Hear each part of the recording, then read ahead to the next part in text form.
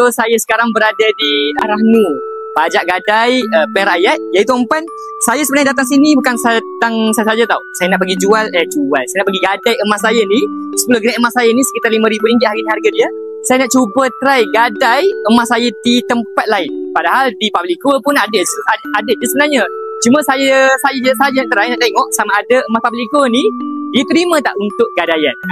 Kenapa saya pilih Perak Rakyat? Sebab salah satunya sebab marhum dia tinggi, nilai pinjaman pun tinggi sehingga 80% dan kadar simpan dia rendah. Jadi tuan-puan, jom kemas saya untuk saya pergi gadai emas saya. Let's go. So pertama sekali ambil nombor macam biasa, lepas tu nombor panggil, isi dan sign beberapa orang dan settle. Lebih kurang 30 minit jugalah untuk settlekan semua. Okey, kalau kita tengok, saya gadai emas saya pada 12 hari 6 2025 dan saya dapat lebih kurang RM4,150 untuk 10 gram.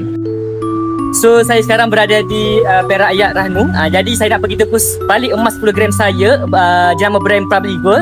Jadi, sebenarnya emas Publico ni terima di semua cawangan-cawangan Rahnu. Jadi, saya gadai pada bulan 7 dan hari ni, pada bulan 8 hari ni, saya dah pergi tebus balik 10 gram emas saya. So, let's go. Untuk tebus, bawa sahaja duit secukupnya sekali dengan upah simpan. Borang kita isi masa kita gadai, jangan lupa bawa pula ya. Beratur, tunggu nombor dipanggil untuk kita settlekan bayaran.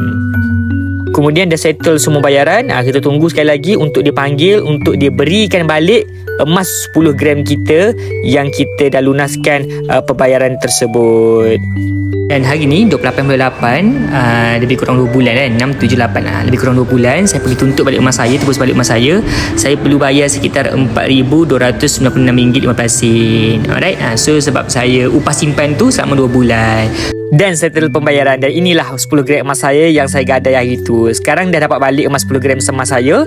Jadi untuk Rahnu ni sesuai kepada yang mampu tebus balik kurang daripada tempoh 6 bulan. Cantik kan? Jadi tuan-puan, saya baru saja selesai tebus 10 gram emas saya di Perak Rakyat Bajakan ni. Jadi tuan-puan nak bagi tahunya, sebenarnya emas Publico ni cawangan Rahnu menerima semua. Jadi bulan 6 itu saya gadai dan saya sebab nak pakai duit, jadi bulan 8 ni lebih kurang 2 bulan saya tebus emas saya untuk saya simpan balik. Jadi tuan-puan, beli emas Publico ni boleh simpan, kita nak gadai, nak Rahnu senang. Semua mudah, cepat, pantas. So dalam tu pun lebih kurang 5 minit dah settle dah.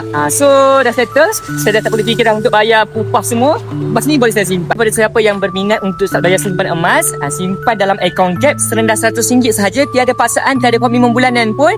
Kita simpan dan kita akan jual guna bila berlaku macam ni lah. Alright, tuan-puan boleh klik link dekat bio. Tekan saja baby roll ni, saya akan